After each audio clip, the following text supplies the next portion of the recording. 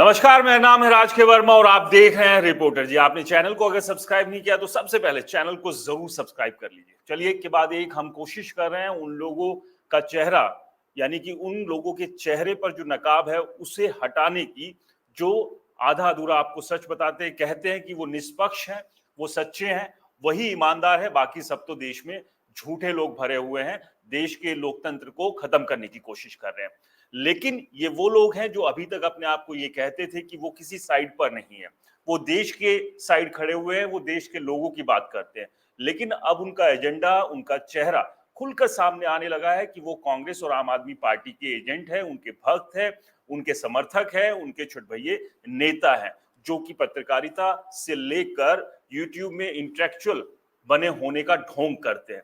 चलिए, आज हम एक बार फिर से ध्रुव राठी के उसी झूठ से पर्दा उठाएंगे और एक एक जो जो बातें हम आपको बता रहे हैं एक एक वीडियो में, वो हम अपनी तरफ से कहीं भी कुछ उसमें ऐड ऑन नहीं कर रहे हैं। जो ये लोग कह रहे हैं बस उसी की पड़ताल, उसी के फैक्ट को चेक करके आपके सामने लाने का काम कर रहे हैं। अभी हाल ही में कुछ दिन पहले, एक दो दिन पहले ही एक्स पर ध्रुव राठी ने एक पोस्ट किया। अब इस पोस्ट को देखिएगा और यहां से आपको साफ अंदाजा हो जाएगा कि ध्रुव राठी किसके लिए बैटिंग कर रहा है। ध्रुव राठी आम आदमी पार्टी और कांग्रेस के लिए बैटिंग कर रहा है, साफ सीधे। जो अभी तक ये बताता था आपको कि वो किसी पॉलिटिकल पार्टी के साथ जुड़ा हुआ नहीं है, वो किसी पॉलिटिकल पार्टी के एजेंडे को आगे नहीं बढ़ा रहा देश में, वो तो सिर्फ भ्रष्टाचारी सरकार के खिलाफ है और उसे देश से उखाड़ फेंकने की कोशिश कर रहे हैं। क्योंकि ये सरकार अगर 2023 में फिर से 2024 में फिर से रिपीट हो गई तो देश में तानाशाही आ जाएगी, डिक्टेटरशिप आ जाएगी, जिसको लेकर के बहुत सारे वीडियो, बहुत सारी बातें ये लगातार अलग अलग प्लेटफॉर्म पर कर रहा है। लेकिन क्या सच में ऐसा होगा या सिर्फ संभावनाओं में? क्योंकि इन्हें रात में नींद में जो सपने आते हैं उनमें ऐसा लगता है मोदी इनको सपने में आके डराता है और कहता है कि तुम जब सुबह उठोगे तो देश के अंदर तानाशाही में लगा चुका हूंगा। और उसी डर से इन्हें टेंशन होती है कि 2024 में जैसे ही मोदी जीतेगा तो देश का लोकतंत्र खतरे में आ जाएगा और देश के अंदर डिक्टेटरशिप लग जाएगी, जैसे कि हिटलर ने लगाई थी। बाकायदा कंपैरिजन भी ये भाई लोग करते हैं। लेकिन दूसरी तरफ अपनी बातों को किस तरह से छुपा जाते हैं, दूसरी तरफ किस तरह से अब ये कहने लगे हैं कि सुप्रीम कोर्ट भी सरकार के दबाव में है। आप समझिए कि सुप्रीम कोर्ट भी क्या आप सरकार के दबाव में, यानी कि वो सुप्रीम कोर्ट जब इनके पक्ष में, यानी कि वो सही फैसला कर देती है तो ये पूरा ढोल नगाड़े बजाते हैं कि देखिए सरकार की को फटकार लगाई है सुप्रीम कोर्ट ने। लेकिन सुप्रीम कोर्ट क्योंकि इनके मनचाहे फैसले पर जो फैसला नहीं आता है, क्योंकि तब भी वो सही फैसला देती है, तब ये कहते हैं कि अब तो सुप्रीम कोर्ट दबाव में है, सुप्रीम कोर्ट भी दबाव में आ गई है और ये लोग संविधान देश का बदल देंगे। लेकिन ये भूल जाते हैं कि देश का संविधान जब बना था उसके बाद कितनी ही बार बदला गया है और ये एक प्रक्रिया है।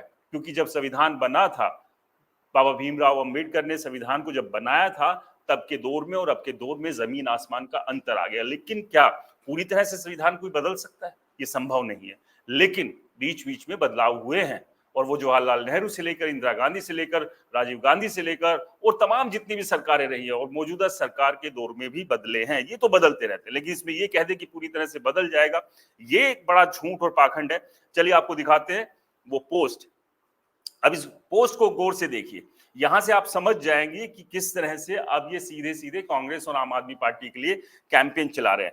ये भाई साहब लिखते हैं आपका एक वोट भारत के भविष्य को बचा सकता है। बिल्कुल ठीक कहा, क्योंकि आपका वोट भारत के भविष्य को बचा सकता है, भारत के भविष्य को बेहतर बना सकता है। इसलिए एक बेहतर, सुलझी हुई और सही सरकार चुनना चाहिए आपको। ये आपका निर्णय होना चाहिए, कोई भी ये निर्णय आप पर थोपे ना कि इसे नहीं इससे चूज किए। लेकिन ये लोग थोप रहे हैं आपके ऊपर कि नहीं, आप बीजेपी मोदी को मत पसंद कीजिए, उसे मत चुनिए, आप तो कांग्रेस और आम आदमी पार्टी को चुनिए। यानी कि ये आपके ऊपर अपना एजेंडा थोप रहे हैं, जो कि नहीं होना चाहिए था। जहां से इनके झूठ, इनके पाखंड की सच्चाई सामने आ जाती है। अब देखिए आगे क्या लिखता है। जैसा कि हम सभी देख रहे हैं, हमारा प्यारा देश तानाशाह बनने के गंभीर खतरे में है। इसकी चिंता इन्हें अभी है और इन्हें अभी से दिखने लगा है, क्योंकि ये ज्योतिष पढ़कर आए हैं, ये बहुत बड़े एस्ट्रोलॉजर है, इन्हें पता है कि भविष्य में क्या होने वाला है।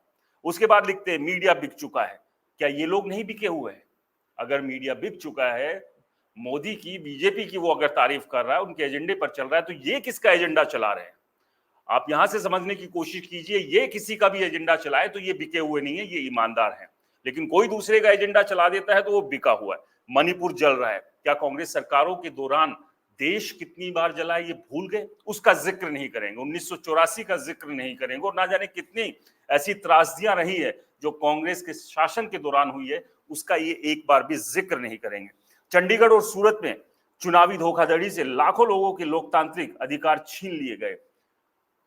चंडीगढ़ और सूरत की बात हो रही है। सूरत में निर्विरोध इस लोकसभा चुनाव में बीजेपी को एक सीट मिल गई है। जहां तक मुझे जानकारी है, एक सीट कांग्रेस को मिली है, लेकिन उसका जिक्र कहीं भी ये नहीं करेंगे क्योंकि इन्हें अपना एजेंडा चला रहा है। आगे लिखते हैं, बाबा साहेब अम्बेडकर संविधान को बदलने की घोषणा की जा रही है।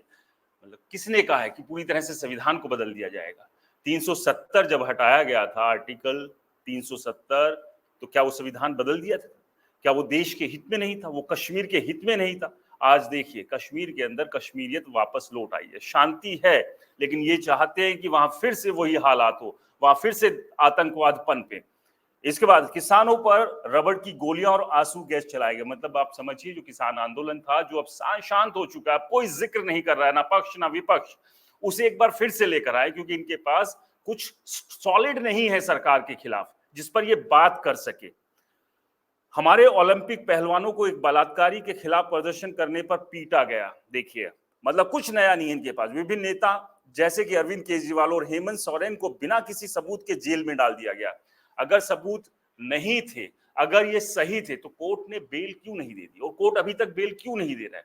निचली अदालतों को छोड़िए, हाई कोर्ट से लेकर सुप्रीम कोर्ट तक ये लोग नाक रगड़ रहे हैं, लेकिन वहां से भी बेल नहीं मिल रही। यानी कि कहीं ना कहीं कुछ ना कुछ तो गड़बड़ है। जिस दिन कोर्ट इन्हें बाइज्जत बरी कर देंगे, तब शोर शराबे के साथ पीपरी बजाते हुए आप बिल्कुल इल्जाम लगाइए सरकार के ऊपर, हम भी आपके तब साथ खड़े हो जाएंगे। केजरीवाल को इंसुलिन समय पर नहीं दिया, जान से मारने की कोशिश। आप समझिए कि इंसुलिन नहीं दिया गया और जान से मारने की कोशिश की जा रही है केजरीवाल को। मतलब इतना बड़ा झूठ कुछ भी, क्योंकि मुद्दे इनके पास नहीं है। केजरीवाल को सुप्रीम कोर्ट के जजों पर दबाव है। अब आप समझिए कि कितना गंभीर आरोप ये सुप्रीम कोर्ट और सुप्रीम कोर्ट के जजों पर लगा रहे हैं। ऐसे लोगों के खिलाफ सुप्रीम कोर्ट को स्वयं संज्ञान लेते हुए कार्रवाई के आदेश देने चाहिए कि वो सुप्रीम कोर्ट की गरिमा को नहीं समझ रहे हैं। सुप्रीम कोर्ट क्या है वो ये नहीं समझ रहे। ये क्या कहना चाह रहे हैं कि क्या सुप्रीम कोर्ट के जज बिक गए हैं मौजूदा सरकार से, या सुप्रीम कोर्ट के जजों की कनपट्टी पे कोई गन तान दिया मौजूदा सरकार ने? क्या किस तरह का दबाव है? ईडी और सीबीआई बीजेपी की वॉशिंग मशीन की कठपुतली बन गए। बलात्कारियों को माला से स्वागत किया जाता है। भारत के इतिहास में सबसे बड़ा घोटाला, इलेक्टोरल बॉन्ड घोटाला, जनता से छिपाया गया। अब तीनों ही चीज समझिए, ईडी सीबीआई। कांग्रेस के उस दौर को ये भूल जाते जब ये कहते थे कि सीबीआई कांग्रेस का वो तोता है जो पिंजरे में बंद है, उसका जिक्र नहीं कहीं करेंगे। अब इन्हें ये लगता है कि ईडी और सीबीआई मौजूदा सरकार की कठपुतली है, और अगर ये है कठपुतली तो पहले भी ये सरकार इसी तरह से इन्हें नचाती रही होगी। उसका कहीं जिक्र नहीं करेंगे, उसकी बात नहीं करेंगे, क्योंकि आधी अधूरी बात करनी है, क्योंकि ये लोग तो कांग्रेस और आम आदमी पार्टी के भक्त हैं, उन्हीं के इशारों पर काम कर रहे हैं। और सबसे अहम, ये पहला जो ये लिखा है, भारत विश्व का सबसे बड़ा लोकतंत्र है, लेकिन अब विश्व की सबसे बड़ी तानाशाही बनने की कगार पर है। जरा सोचिए, भगत सिंह, नेता सुभाष चंद्र बोस, बाबा साहेब अंबेडकर और गांधी जी क्या सोचेंगे आज देश की यह हालत देखकर? क्या इसी दिन के लिए उन्होंने अपनी कुर्बानी दी थी? एक सत्ता के भूखे राजनेता के लिए हम ये विरासत नहीं खो सकते। बहुत महत्वपूर्ण है कि हम भारत के लोगों को जगाएं इससे पहले कि देर हो जाए। आप शिक्षा के लिए वोट करें, किसानों के लिए वोट करें, महिलाओं के लिए वोट करें, पहलवानों के लिए वोट करें, नौकरियों के वोट करें। किस किस मुद्दे के लिए वोट करनी चाहिए, मैं भी इस बात से सहमत हूं। आपको नौकरी के लिए वोट करनी चाहिए, आपको भ्रष्टाचार के खिलाफ वोट करनी चाहिए, आपको महिलाओं के हक के लिए वोट करनी चाहिए, आपको पहलवानों के लिए वोट करनी चाहिए। लेकिन अब यहाँ ये भी देखिए कि क्या महिलाओं का हक, जिन मुसलमानों के अपने आप को सबसे बड़े शुभचिंतक मानते हैं, उन्हीं महिलाओं को हक दिलाने का काम क्या इस सरकार ने नहीं किया?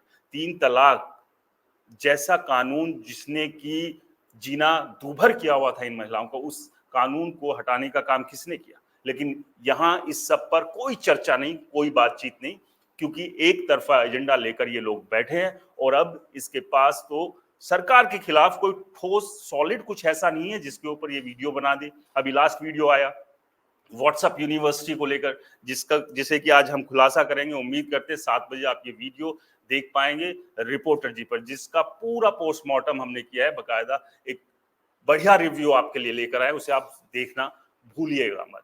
लेकिन आप लोगों से रिक्वेस्ट है कि इस तरह के पाखंडी, इस तरह के आधा अधूरा सच बताने वाले लोगों से सावधान हो जाइए। ये आपके शुभचिंतक नहीं है, ये आपके सबसे बड़े दुश्मन है। और ये अब आपको तय करना है कौन आपके साथ खड़ा है और कौन आपके खिलाफ खड़ा है। और एक बार फिर हम कह दें कि हम मौजूदा सरकार या बीजेपी या प्रधानमंत्री नरेंद्र मोदी के लिए कोई बैटिंग नहीं कर रहे, लेकिन ये जिस तरह से रवीश कुमार से लेकर ध्रुव राठी से लेकर पुण्य प्रसन्न वाजपेयी, अजीत अंजुम, साक्षी जोशी और बहुत सारे ये लोग हैं जो अपने आप को सुपर ईमानदार पत्रकार कहते हैं, ये सारे के सारे विपक्षी दलों के एजेंट है। मैं बहुत जिम्मेदारी के साथ ये बात कह रहा हूं और एक एक वीडियो में इनके इस झूठ के, इनके चेहरे पर जो ये ईमानदारी का नकाब ओढ़कर घूमते थे, ये अपने आप को कहते थे कि हमारे से सच्चा ईमानदार पत्रकार कोई नहीं है, उसे हम आपके सामने लाने की कोशिश भी कर रहे हैं।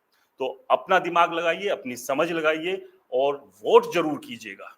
हम नहीं कह रहे हैं कि किसके लिए वोट करना है, देश कौन बचा सकता है, देश कौन बचाएगा, उसके लिए आप वोट कीजिएगा। क्या आपको लगता है देश में कोई तानाशाही ला सकता है? क्योंकि ये लोग भूल गए हैं कि देश किसके हाथ में, देश जिम्मेदार जनता के हाथ में ही है और जनता ही चुनती है अपना नेता। और अगर जनता ने अपना नेता चुना है और उस पर आप सवाल उठा रहे हैं, आप ये कह रहे हैं कि राजनीति के भूखे तानाशाह डिक्टेटर, तो यानी कि आप जनता को ये सब कह रहे हैं, उसका अपमान कर रहे हैं। तो ऐसे अपमान करने वाले लोगों से सावधान रहिएगा।